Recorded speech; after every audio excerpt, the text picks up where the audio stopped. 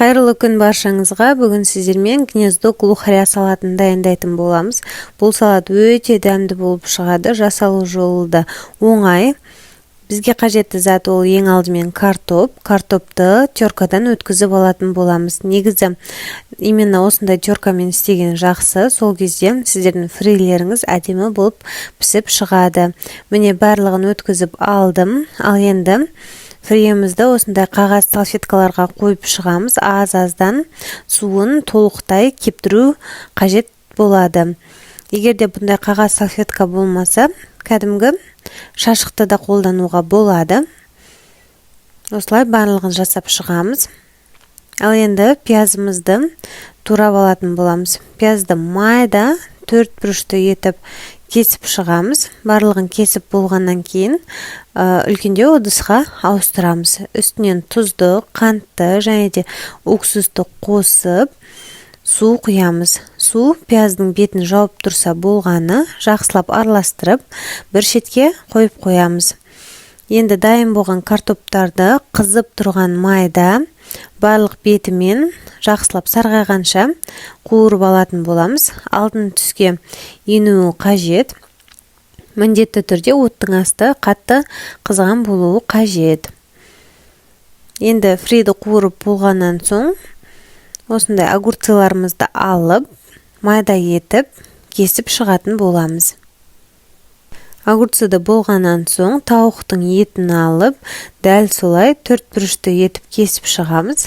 Уже пісірілген тауықтың еті, немесе кәдімгідей копченый тауықтың етін пайдалануға болады. Ыдысымызға салып аламыз. Одан соң жұмыртқаларды да дәл солай 4 бұрышты етіп кесіп шығамыз. Барлығын осылай жасап аламыз. Арасынан бір жұмыртқаның жартысын алып қаламыз. Кейіндеу бетіне сәндегенге қажет болады. Міне көріп тұрғандарыңыздай бір жұмыртқаның жартысы ғана. Ал енді ыдысымызға салып аламыз. Пияздың суын алып тастап, пиязымызды да қосамыз. Одан соң жүгеріні саламыз. Менде жарты банка ғана бұл жерде.